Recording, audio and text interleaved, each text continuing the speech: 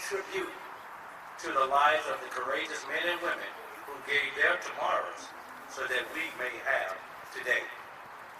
To better memorialize veterans in our care, we will present the Veterans Legacy Memorial. The online memorialization honors the individual service and sacrifice of our nation's veterans and allows visitors to cherish, share, and pay their respects to veterans interred at any VA National Cemetery. The platform supports our vision of no veteran ever dies. It is said that we each die to death. The first death when breath leaves us for the first time. And the last is when someone speaks our name or tells our story. It is the second that NCA is dedicated to ensuring never happens. It is vital that we safeguard the legacies of our service members so they continue to live on. We are working to preserve the history of our veterans, sharing it with future generations, so we remain strong as a nation and never forget the sacrifices given to ensure our liberties. It is also important to recall, as we gather this Memorial Day, that there are more than 1.4 million of our fellow citizens are on active duty, standing watch worldwide. Another 1.1 million serve in the National Guards and Reserve. They serve as an all-volunteer force with the confidence that we will remember their sacrifice and that we will care for them and their families when they return home. Their confidence is not misplaced. From Lincoln's time to ours, we have seen fit to honor those Americans who willingly gave their all. In a very real sense, every day is Memorial Day at our national cemeteries. I would now like to introduce the chair of the board of the Presidio, Mr. William E. Grayson.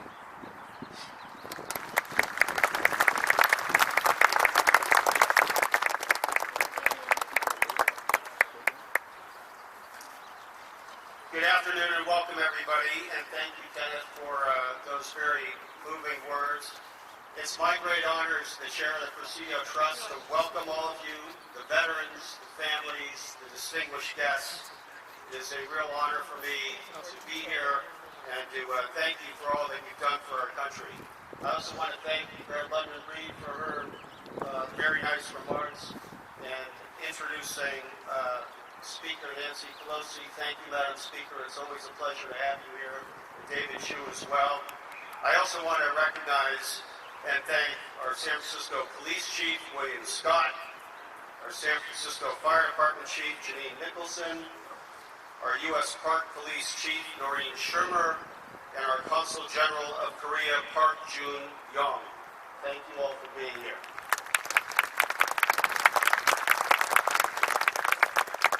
You know, each one of you here has a story as to why you're here in this beautiful setting.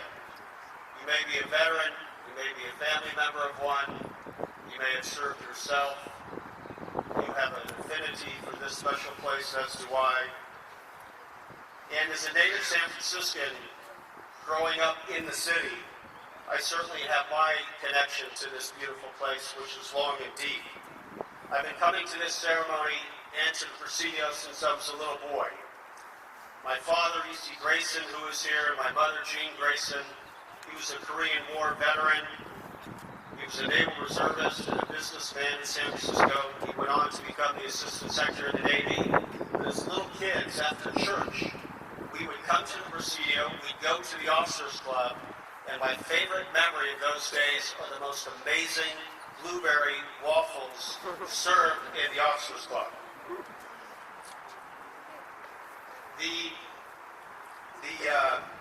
The continuing love that I've had for this place goes on into multiple years. Later on, I became the Principal Deputy General Counsel of the Army and had the great passion and ability to be able to work on the transition of this beautiful Army post, the 6th Army District, to become one of the great national parks in this country. Years later, being here with my wife, Lori and my daughters, Catherine, Elizabeth, and Caroline, we lived and played and enjoyed and picnicked and off the grid and worked out at the Y and all these incredible memories and growing up here in the Presidio as a little boy and with my own family.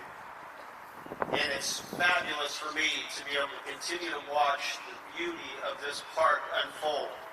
And when the president appointed me 2 years ago to the board of directors of the Presidio Trust, I was honored. Even more so when my fellow directors elected me to be chair.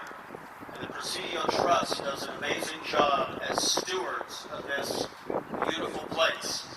And it's completely nonpartisan, although we're from different administrations. We work together because we love this place. We love the Presidio. We love the history. And we're incredibly excited about the future and what this has in store for all of us. The history is so important to this place. For 150 years, the Presidio was one of the most important Army bases in the country. And as you look around you, you see that history everywhere. You can look down on the main parade grounds and remember that there were soldiers marching there. There were doctors and nurses in the hospitals. You can see the gun emplacements and the batteries and the cliffs above the Pacific. And you can see the historic beauty of Fort Scott. But there's no other site that offers as poignant a reminder of the sacrifices made by so many soldiers and their families than this magnificent cemetery. There are burials here around this gorgeous place that evidence every conflict the United States has ever been in. There are 26,400 great Americans buried here, laid to rest, from Civil War generals to Medal of Honor recipients to soldiers from the 1st African American regiments and men and women from every part of our nation.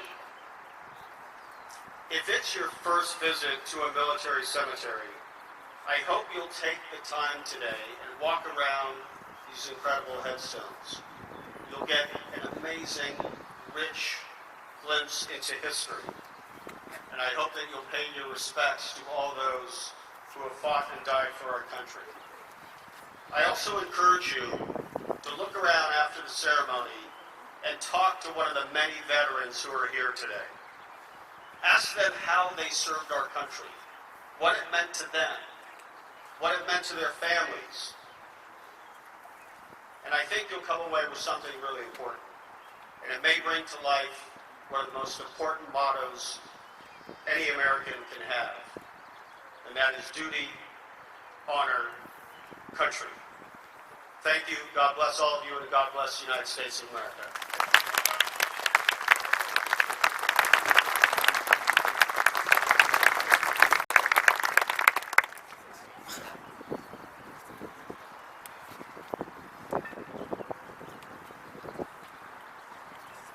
On this day, we honor and remember those who have fallen. Our loved ones, family, friends, fellow citizens. I would now like to introduce Lieutenant General Jan Hewley, United States Marine Corps, who is here to reflect on his own connection to this place and to the spirit of military service. As a supporter of the Gold Star families through his organization, the Marines Memorial Association, General Hewley will then introduce Roxanne Langevin, whose son, Corporal Sean Langevin, was killed in Afghanistan in 2007. Please welcome Lieutenant General Jan Hewley.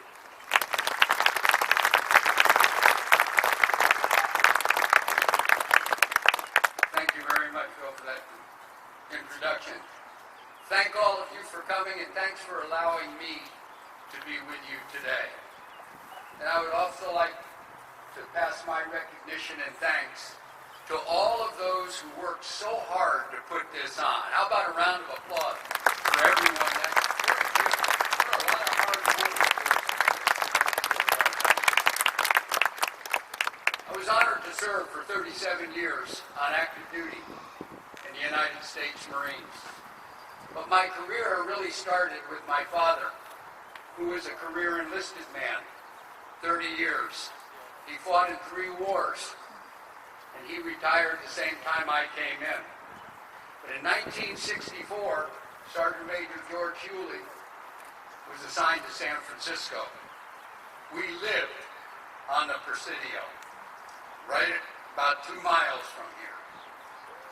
This was my neighborhood. I lived here. I went to school in this area. I worked in the commissary bagging groceries for tips only. Perhaps I bagged some of yours back in those early days. I worshiped here, went to college across the bay at the Real Academy, Cal Berkeley, go Bears. And my children have served this country, so I've got affiliation with 3 generations. And we understand the necessity of war, but we also understand its ultimate tragedy that it brings. So as our nation takes time to pause and reflect, we look around and we're gathered here amongst the dead, who, to steal some words from John McCrae short days ago, they lived, they felt dawn, and they saw sunset glow. They loved and were loved, but now they lie amongst us in their final resting place. And as they do, I'm reminded that America's war dead actually march past us and remind us of the terrible tragedies of war. It started out in the Revolutionary War, where 25,000 of our soldiers, and Marines and sailors lost their lives. 25,000. At that time, that was 1% of America's population. The Civil War, 750,000 were dead. 2.4% of our population. World War I, 117,000 were dead. In the wars of our generation, World War II, 405,000. Korea, 54,000. Vietnam, 58,000. And currently Iraq and Afghanistan, 6,713 dead. All totaled, 1.4 million. The same number that was quoted on active duty today have given their lives so that we may secure the blessings of life, liberty, and the pursuit of our happiness. And as mentioned, on 9 November 2007, Corporal Sean Langevin entered that long line of those who sacrificed their life. Now, it must have been a tough fight, because not only did Sean lose his life, but 4 of his comrades in that same outfit also lost theirs. And in so losing his life, others lost a great part of theirs. Because you see, when you die as a soldier, sailor, airman, Marine, Coast Guardsman, your friends lose a part of their lives as well. Sean from Walnut Creek, California, was also a husband, the father of a daughter he never saw, and had a wonderful family. In 1928, the Congress of the United States recognized that there's a special loss by special people who lose a member of their family, and they recognized and instituted the Gold Star Mothers Program. This afternoon, we have one of those Gold Star mothers with us. Sean's mother, Roxanne Langevin. Please welcome her with me.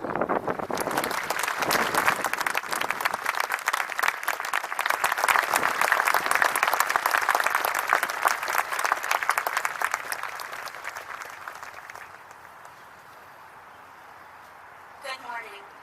It's truly an honor and privilege to be here on this glorious Memorial Day to honor and remember our military servicemen and women who have died while serving our country, especially my son Sean. I'm the proud Gold Star mother of Army Corporal Sean Kanai Aldrich Wangevin. His birth was my birthday present, born on August 17, 1984, the day before mine. A month prior to Sean joining the Army, I had the privilege and honor to officiate his marriage to Jessica. As with every Gold Star family, it begins with that dreadful knock on the door, the knock that changed all of our lives. For Jessica, Sean's wife, that was the case, but my late husband Drew and I were spared that knock with a phone call from Jessica. Since we were in Portland for Scotty, our youngest son's last football college game of the season, Jessica wanted to make sure we were there for him. It didn't matter whether it was a knock on the door or a phone call. I remember my heart stopping in disbelief, screaming, and then my legs giving out from under me and dropping to the floor, sobbing uncontrollably. In a traumatic or life-threatening experience, you have a tendency of seeing your life flash by. It wasn't my life flashing by, it was Sean's. 23 years of his special life that he blessed us with and continues to do so even though he isn't here with us today. The following quote from Ralph Waldo Emerson capture these brave and courageous men and women that we honor today. The purpose of life is not to be happy. It is to be useful, to be honorable, to be compassionate, to have it make some difference that you have lived and lived well. So today, I thought it would be more meaningful to focus on Sean's purpose of life and how it directly or indirectly impacted others. I want you all to know Sean, not from my perspective. I'm his mom, I'll tell you everything good about him. But from the men he fought with side by side. They all created a bond, a brotherhood that will be forever etched into their hearts. Sean was like a magnet. People were drawn to his humor, infectious smile, and laugh, positive attitude, and charm. Oh, and if anybody resisted that charm, he would irritate them to no end until they paid attention to him. As a kid and into adulthood, Sean loved to have fun, loved life, and any adventure. Being an Eagle Scout, it gave him the skills necessary to be an honorable soldier, earning 2 Purple Hearts, 2 Bronze Stars, 1 with Valor, the Army Commendation Medal, and other service medals. Sean's purpose of life when joining the Army was not only duty to country. He wanted to be a good soul, good husband and father, and develop the experience and characteristics to become involved in law enforcement. He showed his friends that you could be happy and content in the worst situations because you had each other, the definition of true brotherhood. Here's what they said. Sean would always make you laugh or smile, no matter how you were feeling or where you were. Kane Schilling shared that while they were in Afghanistan, when he was tired, or they all were, Sean would tuck him into bed in front of 20 other men. All you could do was laugh and let it be. Sean was someone Kane looked up to and still does to this day. Medal of Honor recipient Kyle White said tripod was a nickname Sean gave 3 of them. John, Sean, and Kyle. They were best friends. If one would get on the nerves of the other, Sean would bring up the tripod. He'd say, you know, we can't have that because a tripod needs all 3 legs to stand. And John Albert, 1/3 of that tripod. Sean gave his St. Christopher Medal to John for protection just before they went out on the mission that killed Sean and 5 other soldiers. They were all worried about this mission, the same mission that Sean called home the day before and asked to pray for all of them. Although it did protect John's life, John was injured in the battle, and while transported to the hospital, the medal went missing. Fortunately, I was able to find another of Sean's St. Christopher medals for John. He never takes it off, and on the back of the medal, I inscribed a very special message, MEOW, yes. That was one of Sean's annoying moments for John. Chuck Bell said Sean would stick up for those who couldn't stand up for themselves very well. He understood when others didn't. When you talked with him, you felt like you were talking to an old friend back home. And if he wanted to, yes, he could get on every last nerve of yours, or work one nerve at a time. Adding a bit of levity, at Sean's funeral, Chuck shared this story about a dare posed to Sean that triggered Sean and his fellow soldiers one night to run through the streets of Vicenza, yep, buck naked, with his wife Jessica holding their clothes and running after all of them. These guys made the best of the worst. Sean received the Bronze Star with Valor for his efforts in the Ranch House attack, holding his post and keeping the enemy from entering. Jetta Deloria said that Sean was a big part of why he is still alive. I think Stephen Kearns captures Sean's true character. He said Sean would smile in the dark and you'd join him. He was a man who showed strength through vulnerability. Sean led with different tools. He led by earning our respect and by his bravery. He led by example. I wanted to follow Sean. He never had to ask. He was a bright light in a world created to defend our most cherished values when engulfed by darkness. Sean was a warrior. He was my brother, my mentor, and my friend. He is still my inspiration. Knowing him, serving with him, and sharing in all that he was is one of the highest honors I will ever know, and in that spirit, he is as alive in all of us as ever. I need to continue Sean's legacy and do it for Zoe, he said. There are many more Seans out there that have a story. Like Sean, these men and women came from all walks of life. They all pose similar qualities: courage, duty to country, patriotism, pride, determination, and selflessness, as they all served a cause greater than oneself, qualities that continue to define our country, our great nation. Let these 5 words resonate with you today and every day. A hero remembered never dies. We owe these men and women a promise that we will never forget them, and that we will live our lives to its fullest to make up for all that they could have offered, but can't because of their ultimate sacrifice. The enormity of the grief our Gold Star families carry, most will never know.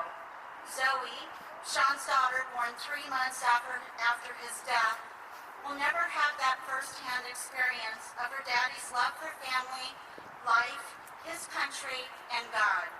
There isn't anything that can replace the hole left in my heart or life other than my purpose of life, in having the courage and the strength to live life to its fullest, and honoring Sean and our many other fallen heroes every moment in all that I do.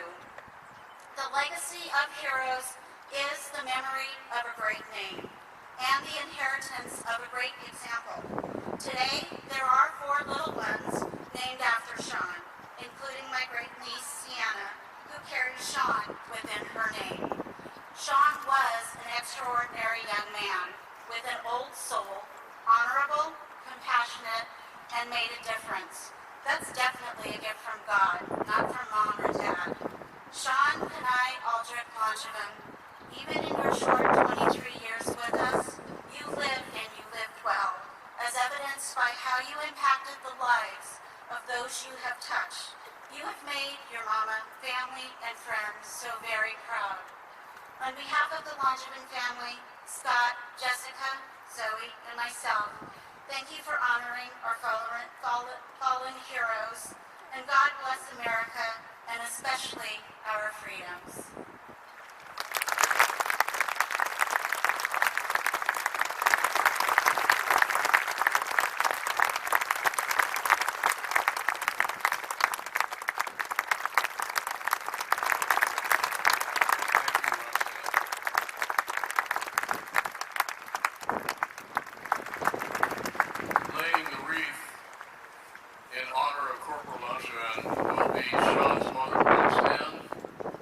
wife Jessica and daughter Zoe, his brother Scott, and General Healy. They will be accompanied by the reading of an Archibald MacLeish poem by Marie